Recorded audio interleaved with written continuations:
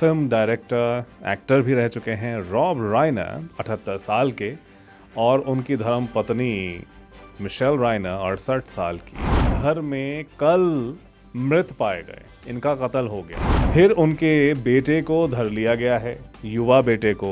उस पर शक है कि उसने अपने माँ बाप का कत्ल किया। इनके बारे में बोला रॉब राइनर के बारे में कि वो तो दरअसल एक टॉर्चर्ड एंड स्ट्रगलिंग डायरेक्टर था, वो तो असफल आदमी था। बड़ी अजीब बात कह रहे हैं। उसके बाद तो अपनी ही प्रशंसा में मुखर हो गए ट्रम्प साहब खुद जब चार्ली कर्क का कत्ल होता है तो उन्होंने और उनके पूरे मागा कैंप ने किस तरह का एक पूरा कैंपेन खड़ा किया था कि दुनिया को दरअसल लेफ्ट वालों से खतरा है, लिबरल लोग जो है जान लेने पर आमादा हैं और लोगों को नौकरियों से बर्खास्त किया गया, केसेस डाले गए, स्कूल कॉलेजों में जो है उनको। वो बात सही है, लेकिन जो लीगल पॉइंट है मैं वो बोल रहा हूँ। एक मिनट मुझे बोलने दो। अब आप बोल लिया बहुत कुछ। नहीं ऐसा नहीं है ना। नहीं आप डिक्टेट नहीं करेंगे बलदेव सिंह जी। नहीं इस गलत फहमी नहीं, फिर मैंने काट दिया। भाई साहब, मैं कनाडा में रहता हूँ, मैं फ्रीडम ऑफ स्पीच को जानता हूँ। जी बोलिए ना। फिर आपको मुझे बताने का जरूरत नहीं। फ्रीडम ऑफ स्पीच का मतलब बदतमीजी नहीं होता है बलदेव सिंह जी। सिविल वॉर वाली बात हो जाएगी बलदेव सिंह जी उससे। नहीं बलदेव सिंह जी इतना उत्तेजित मत होइए। ये नहीं आप अपना एजेंडा मत फैलाइए। अरे नहीं सुनिए ना, आप उत्तेजित मत होइए। अरे दोस्तों, जाने माने फिल्म डायरेक्टर, एक्टर भी रह चुके हैं रॉब राइनर 78 साल के और उनकी धर्म पत्नी मिशेल राइनर 68 साल की। ये लॉस एंजलिस के अपने ब्रेंटवुड इलाके के घर में कल मृत पाए गए। इनका कत्ल हो गया। फिर उनके बेटे को धर लिया गया है, युवा बेटे को। उस पर शक है कि उसने अपने माँ बाप का कत्ल किया, तो उसको हिरासत में ले लिया गया है। लेकिन ये तो शोक वाली बात तो है ही, क्योंकि ये बड़े जाने माने एक्टिविस्ट किस्म के थे डायरेक्टर, एक्टर रॉब राइनर। बहुत सारी फिल्में इन्होंने बनाई। The princess bride, when Harry met Sally, a few good man, iconic Hollywood movies हैं जो इन्होंने डायरेक्ट किए। और पहले तो एज एन एक्टर उन्होंने शुरुआत की थी, उसके बाद डायरेक्टर बन गए। प्रिंसेस ब्राइड 1987 की फिल्म है, बहुत मशहूर हुई। अ फ्यू गुड मैन 1992 की फिल्म। हैरी मेट सैली 1989 की, ये इनकी हिट फिल्में रही। उसके बाद कैसल रॉक एंटरटेनमेंट करके एक प्रोडक्शन कंपनी में उन्होंने जॉइंटली ये प्रोडक्शन कंपनी खोला, जिसने और भी मूवीज ऐसे मशहूर बनाए। In the line of fire, loan star, Shawshank redemption, the green mile, और टेलीविजन में बड़े लंबे टाइम तक चला साइनफील्ड कॉमेडी शो। वो सब कुछ इन्होंने बनाया।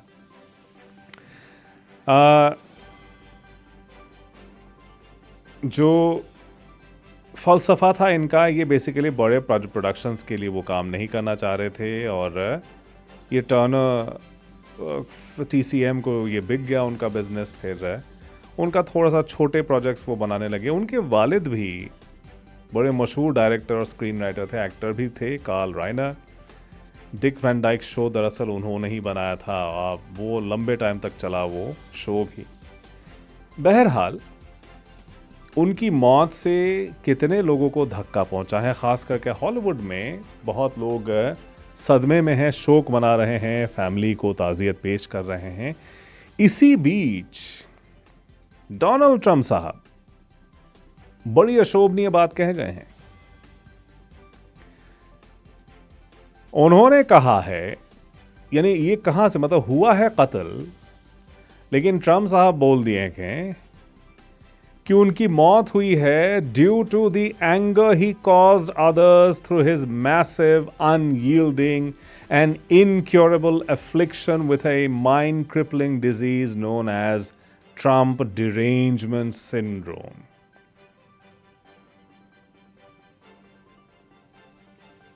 इनके बारे में बोला रॉब राइनर के बारे में कि वो तो दरअसल एक टॉर्चर्ड एंड स्ट्रगलिंग डायरेक्टर था, वो तो असफल आदमी था।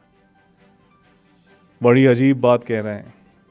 उसके बाद तो अपनी ही प्रशंसा में मुखर हो गए ट्रम्प साहब कि वो तो कितना महान काम कर रहे हैं, कितने महान व्यक्ति हैं वो। उस पर जो है उन्होंने पूरा एक पुलिंदा छोड़ दिया। मैं पूरा ट्वीट आपको, उनका जो ट्रूथ सोशल में जाकर के जो उन्होंने पोस्ट लिखा है, हालांकि मुझे पढ़ के अच्छा तो नहीं लग रहा है, आप लोगों को सुनाने का भी मेरा मन वैसे था नहीं, लेकिन फिर भी आप लोग सुनिए ही कि किस तरह का आप जो है, किस तरह की आप मानसिकता रखते हैं, वो समझाने की जो है मैं थोड़ी बहुत कोशिश कर रहा हूं। इसके लिए इसको पढ़ना बहुत ज़रूरी है। ट्रम्प साहब फरमाते हैं ट्रूथ सोशल में, a very sad thing happened last night in Hollywood.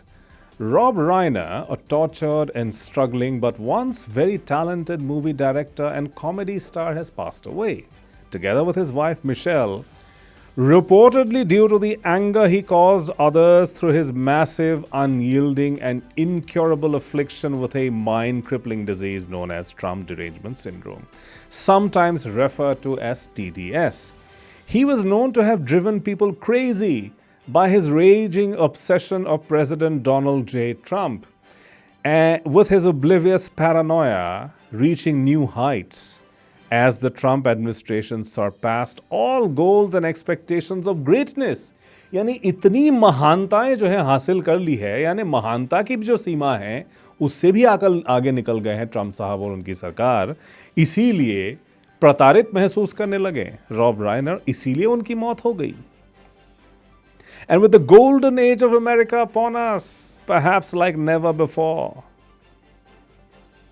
नहीं, अमेरिका का जो सुवर्ण भविष्य है वो दस्तक दे रहा है,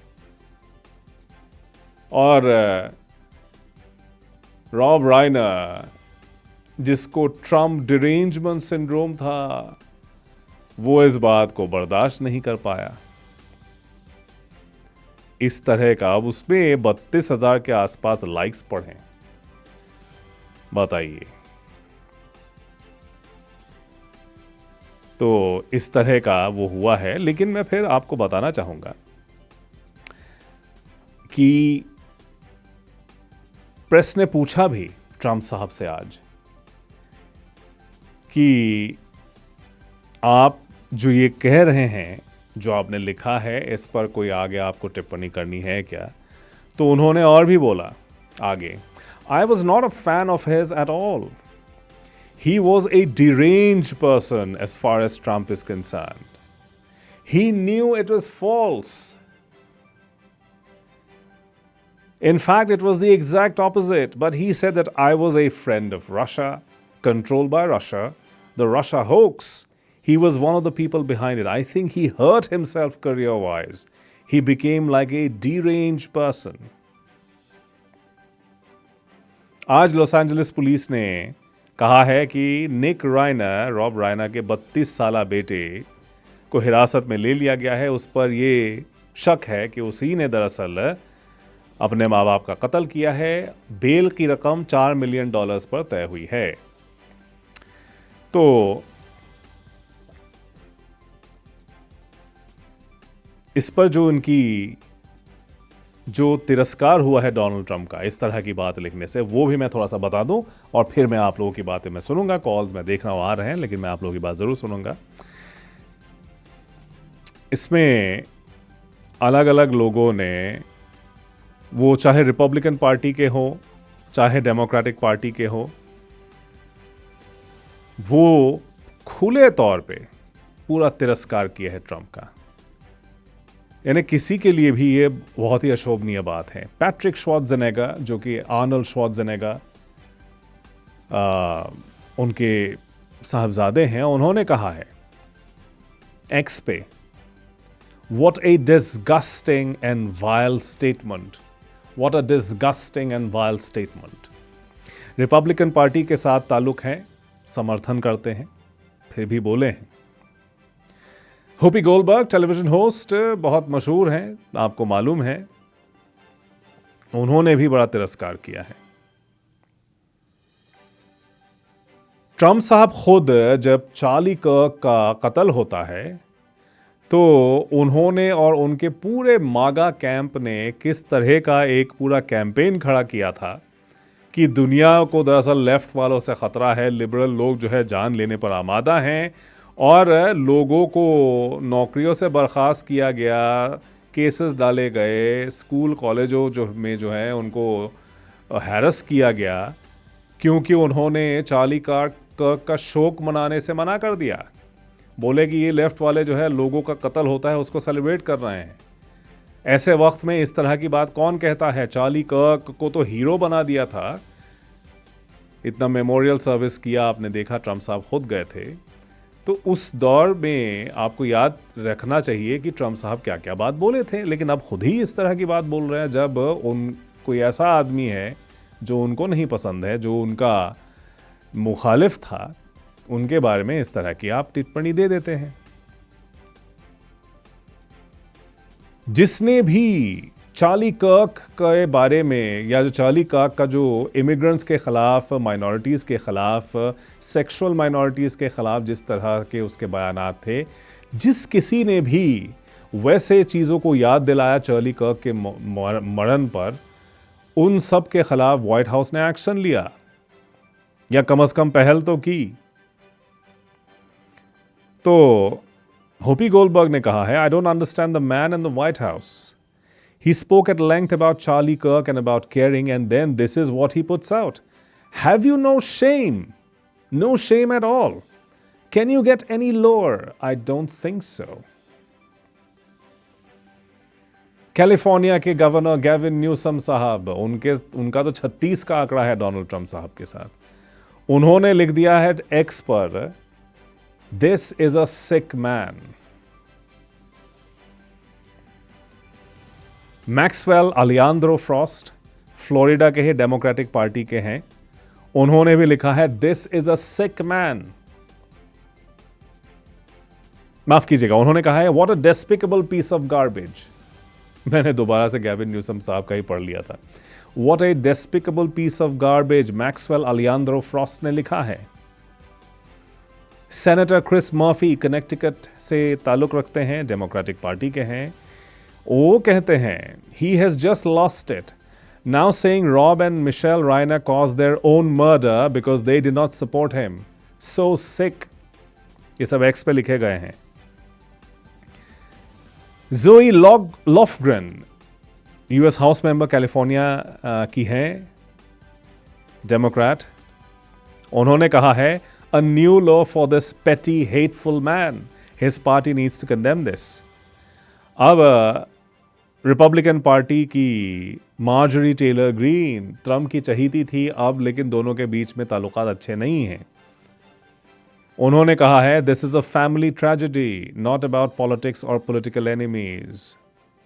many families deal with a family member with drug addiction and mental health issues. It is incredibly difficult and should be met with empathy, especially when it ends in murder.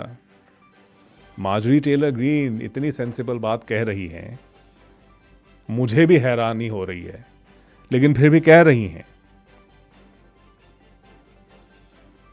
तो और भी हैं रिपब्लिकन पार्टी के, Thomas Massey Kentucky के हैं, वो लिखते हैं regardless of how you felt about Rob Reiner, this is inappropriate and disrespectful discourse about a man who was just brutally murdered.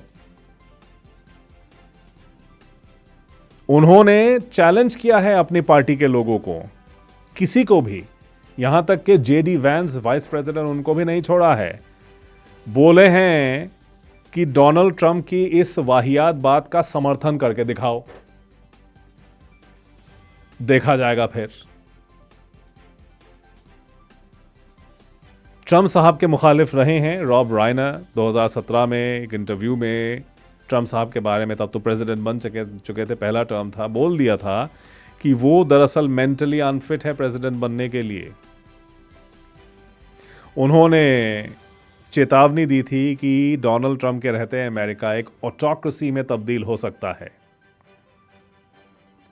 अगर 2024 में दोबारा से वो जीत जाते हैं तो। और वाकई में 2024 के बाद के इलेक्शन में तो वो जीत ही गए, 24 के इलेक्शन में। तो उन्होंने ये चेताया था We see autocracy making its move around the world. If we, that is the United States, crumble, there's a danger that democracy crumbles around the world.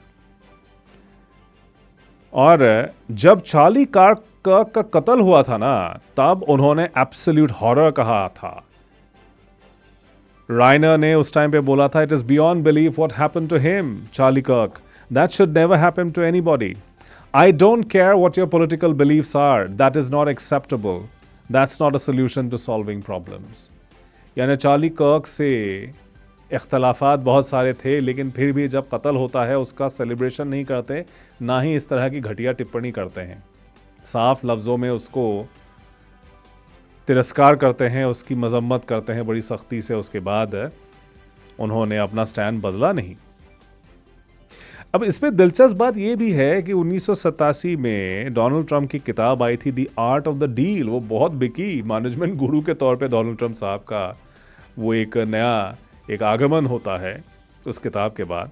उसके कवर पेज में जो फोटोग्राफ लगा था वो दरअसल रॉब राइनर की बीवी मिशेल राइनर ने क्लिक किया हुआ था. अब उनको याद दिलाना पड़ रहा है. देखिए, ये है वो लोग जिनके मरने पर आप ये बात कह रहे हैं. उनके बेटे पर अभी संदेह है, लेकिन फिर आप बोल रहे हैं कि ट्रंप साहब की मुखालफत करने की वजह से उनकी जान गई. अजीब बात है. कश्मीर सिंह जी आए हैं, मैं जरा बात सुन लूं कश्मीर सिंह जी की. सत श्री अकाल कश्मीर सिंह जी. मणि जी सत श्री अकाल जी. ਇੱਥੇ ਇੱਕ ਸਾਬਤ ਹੋ ਗਿਆ ਕਿ ਤੁਸੀਂ ਕਿਹਨੂੰ ਲਾਈਕ ਕਰਦੇ ਆ, ਕਿਹਨੂੰ ਤੁਸੀਂ ਡਿਸਲਾਈਕ ਕਰਦੇ ਆ.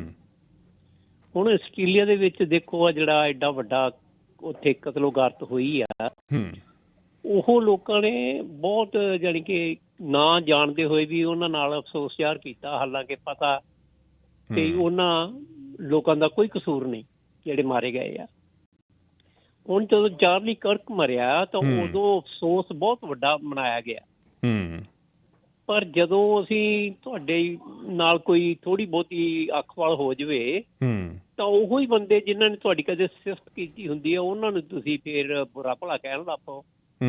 ਇਹ ਦੇਖਣ ਵਿੱਚ ਯੂਨਾਈਟਿਡ ਸਟੇਟਸ ਆਫ ਅਮਰੀਕਾ ਦੇ ਵਿੱਚ ਆਇਆ ਹੁਣ ਲੇਟਲੀ, ਅੱਗੇ ਨਹੀਂ ਸੀ. ਹੁਣ ਜਦੋਂ ਕਿ ਬਾਈਡਨ ਦੇ ਵਿੱਚ ਤੇ ਡੋਨਾਲਡ ਟਰੰਪ ਦੇ ਵਿੱਚ ਜਿਹੜੀ ਕਸ਼ਮਕਸ਼ ਆਈ ਸੀਗੀ, ਉਹਦੇ ਅਧੀਨ ਬਾਈਡਨ ਨੇ ਕਿੰਨੀ ਦੁਨੀਆ ਬਾਹਰੋਂ ਮੰਗਾਈ.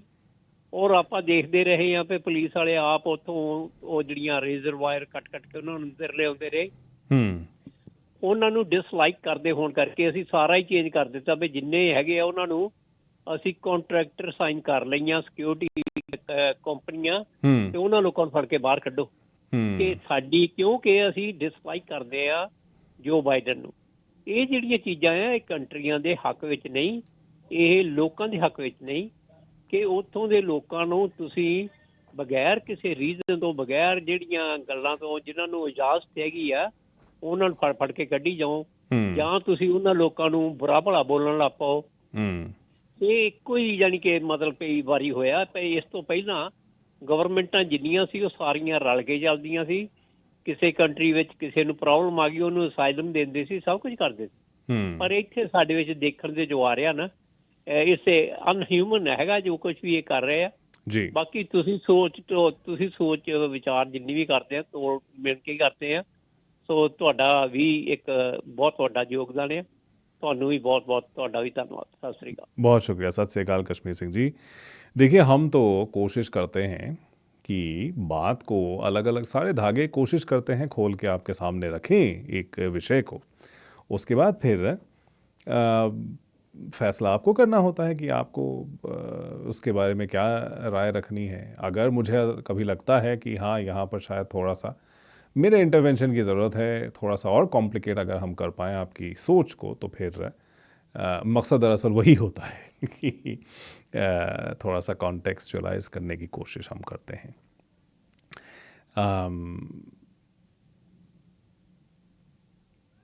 ये दो जो केसेस हमने देखे, ये तो चलिए ब्राउन यूनिवर्सिटी में भी गोलीबारी की वारदात हुई है, उसके बारे में मैं बात नहीं करूँगा क्योंकि ऐसे गन कल्चर के बारे में बात करना, वैसे उस एंथनी एल्बनीज़ ऑस्ट्रेलिया के प्राइम मिनिस्टर, उन्होंने तो कह दिया है कि गन कल्चर को कर्टेल करने की, कंट्रोल करने की ज़रूरत है.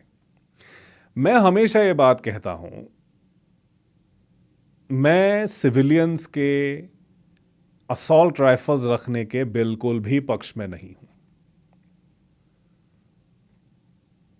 और मुझे लगता है ये भारत से सीखने की जरूरत है दुनिया को। भारत में हथियार मिलना आसान नहीं होता है। चलिए वो कट्टे वगैरह वो चलते हैं, वो तो इलीगल वेपन्स होता है, वो तो एक अलग बात है। लेकिन कानूनन आप एनपीबी ही रख सकते हैं, यानी नॉन प्रोहिबिटेड बोर्ड हथियार ही रख सकते हैं। प्रोहिबिटेड बोर्ड 9 मिलीमीटर्स भी आप रख नहीं सकते। लॉ एनफोर्समेंट के हाथ में जो हथियार होंगे वो आपके पास क्यों होने चाहिए? ये अमेरिका में बड़ा अजीब आर्गुमेंट दिया जाता है, लेकिन डेटा दिखाता है कि इसी की वजह से जो है आपके सबसे ज़्यादा जिंदगियां गई हैं मास शूटिंग्स में। AR-51 आर्मालाइट क्यों चाहिए किसी को? कोई क्यों, क्या हक बनता है किसका? किससे खतरा है कि आपको AK-47 लेकर के घूमना है घर में? किसी गन क्लब में जा रहे हैं, वहाँ पे मेंबरशिप लिए हैं, उनको इजाज़त है, वहाँ पे आपने प्रैक्टिस कर लिया, बस बात ख़त्म करिए। 6 गन रखने की इजाज़त क्यों देनी चाहिए किसी को?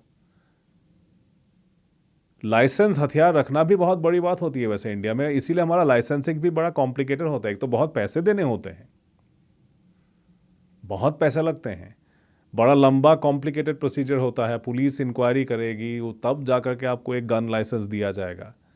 वो भी आपको 32 बोर का मिलेगा, 0.32, 0.22, उससे ऊपर आप जा ही नहीं सकते। ऑस्ट्रेलिया में अब वो बात कह रहे हैं कि we need to regulate this, हमें बंद करना होगा सिविलियंस का असॉल्ट राइफल्स हाथ में रखना। स्टेट का होता है मोनोपोली वायलेंस पर, ये तो एक्सेप्टेड चीज है। वो सिविलियन के हाथ में अगर उतना फायर पावर आ जाएगा तो फिर सरकारें नहीं टिकेगी, ना स्टेट टिकेगा। ये बहुत बड़ा खतरा है। अमेरिका में पता नहीं क्यों अभी तक वो कर नहीं पाए हैं। बलदेव सिंह जी, सत श्री अकाल। सत श्री अकाल जी। जी, मैं फोन करने लगा हूँ, थोड़ा सा काटना मत प्लीज। जी बोलिए। सबसे पहले मैं आपसे डिसएग्री करता हूँ। आपने बोला भारत से सीखना चाहिए, ठीक है ना। भारत से क्या सीखना चाहिए? वहाँ तो पुलिस ही खुद मारती है आदमी को। नहीं, वो बात सही है, लेकिन जो लीगल पॉइंट है मैं वो बोल रहा हूँ। एक मिनट मुझे बोलने दो। अब आप बोल लिया बहुत कुछ। नहीं, ऐसा नहीं है ना। नहीं, आप डिक्टेट नहीं करेंगे बलदेव सिंह जी। नहीं, इस गलत फहमी नहीं, फिर मैंने काट दिया। क्यों भाई, मेरे शो पे आप आए हैं, आप मेरी बात सुनेंगे ना। मैं आपको बोलने का मौका दे रहा हूं, फिर मुझे ही बोल रहे हैं आप। ऐसा कैसे चलेगा? ऐसा नहीं हो सकता है। ये गलत फहमी मत पालिए। शराफत से बात करता हूं, लेकिन कोई डिक्टेट नहीं करेगा। बलदेव सिंह जी वापस आए हैं, आइए, इस बार ढंग से बात करिए। Welcome back Baldev Singh. भाई साहब मैं कनाडा में रहता हूं, मैं फ्रीडम ऑफ स्पीच को जानता हूं। जी बोलिए ना। फिर आपको मुझे बताने का जरूरत नहीं। फ्रीडम ऑफ स्पीच का मतलब बदतमीजी नहीं होता है Baldev Singh ji. Freedom of speech, अगर आप बोलने का है आपका हक, फ्रीडम ऑफ पब्लिशिंग या अलाउइंग वो मेरे पास है। मैं भी जानता हूं अच्छे से कानून क्या है, ठीक है ना। तो ये लेक्चर मुझे मत दीजिएगा। आप अदब से बात कर सकते हैं तो बिल्कुल बोलिए, आपको रोक टोक नहीं होगी। लेकिन मैं कुछ आपको बोल रहा हूं, वो लीगल पॉइंट बोल रहा हूं। पुलिस करप्ट है, सोसाइटी करप्ट है, वो उससे कोई दो राय नहीं है। बिल्कुल सही है आपकी बात। लेकिन जो लीगल फ्रेमवर्क जो है, जिस वजह से वो सब नहीं हो रहा है जो कि हो सकता था, इतना इख्तिलाफ है सोसाइटी पे। कानून अगर लोगों के हाथों में इतने हथियार आ जाएंगे तो फिर क्या हो जाएगा? आइए, वेलकम बैक बलदेव सिंह जी। जी हाँ जी, चलो कोई बात नहीं, मैं आपसे एग्री करता हूँ। मुझे आपके रिस्पेक्ट करनी चाहिए, आई डू एग्री।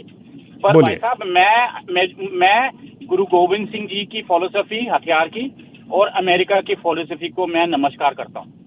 हर एक आदमी के पास हथियार चाहिए, चलिए, सेल्फ डिफेंस के लिए। क्योंकि स्टेट भी कोई गारंटी नहीं है कि ये पुलिस भी आपके अगेंस्ट हो सकती है, आर्मी भी आपके अगेंस्ट हो सकती है। जैसा इंडिया में गुरुद्वारा टेम्पल को अटैक कराया 84 में, अगर सिखों के हाथ में हथियार होता, सारों के हाथ में, तो एक को भून देना था उन्होंने। हथियार तो थे ना, लेकिन उस वाकये में वो तो भाई साहब, वो तो 25 आदमी के पास गुरुद्वारे के अंदर। नहीं, चलिए वो बात मत करिए। देखिए, वो तो फिर वो सिविल वॉर वाली बात हो जाएगी बलदेव सिंह जी। उससे नहीं, बलदेव सिंह जी इतना उत्तेजित मत होइए। ये नहीं, आप अपना एजेंडा मत फैलाइए। अरे नहीं, सुनिए ना, आप उत्तेजित मत होइए। अरे अजीब बात है। देखिए, मैं 3 मौके दे चुका हूं, अब मैं दे नहीं पाऊंगा, सॉरी। आपको पहले, आप फ्रीडम ऑफ एक्सप्रेशन की जब बात करते हैं ना, पहले आपको सुनना भी पड़ता है। ऐसा नहीं है कि आप जो मर्जी बोल के चले जाइएगा, उसके बाद दूसरे की बात नहीं सुनिएगा। ऐसा नहीं होता है। धैर्य, संयम, ये सारी चीजें तो चाहिए होगी। और ये मत भूलिए कि बटन मेरे हाथ में है, तो जो मर्जी बोल के निकल जाएंगे, ऐसा तो नहीं हो पाएगा। जसविंदर सिंह जी आए हैं, सत श्री अकाल। हाँ जी मनी साहब जी, सत श्री अकाल जी। सत श्री अकाल।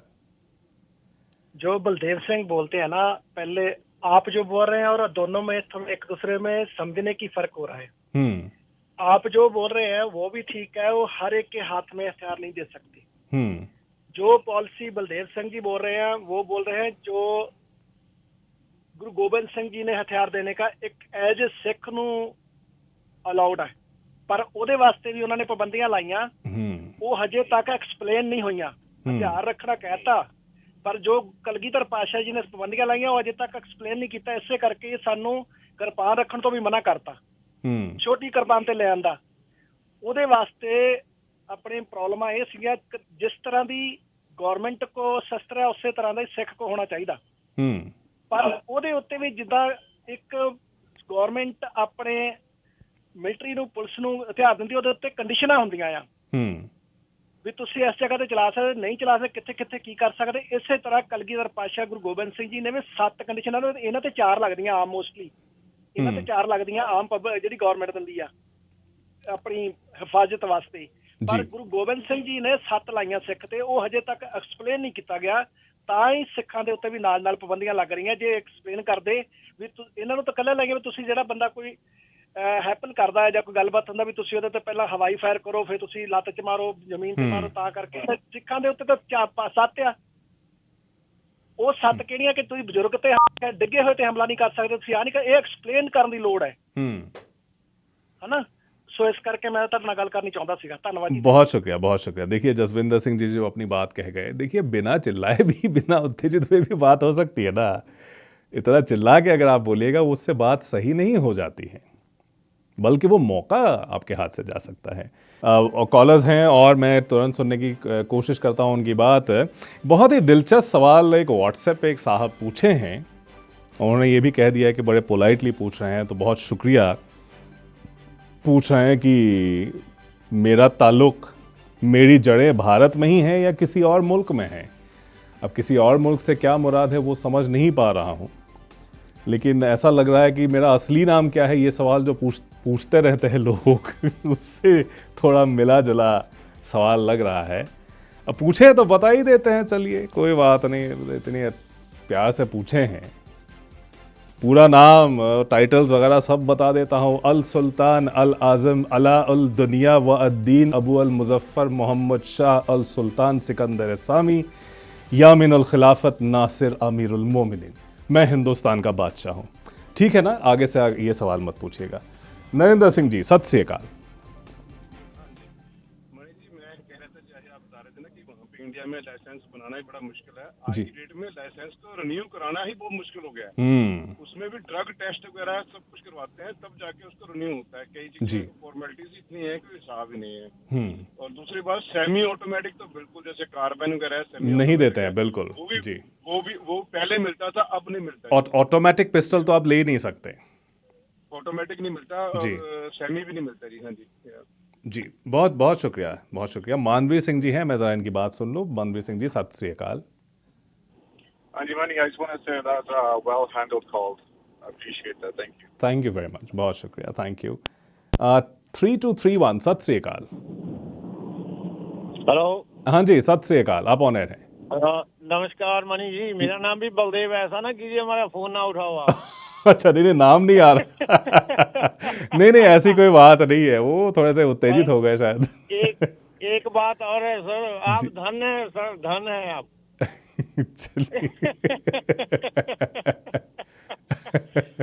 आप धन्य हैं गुरुदेव, आप धन्य हैं।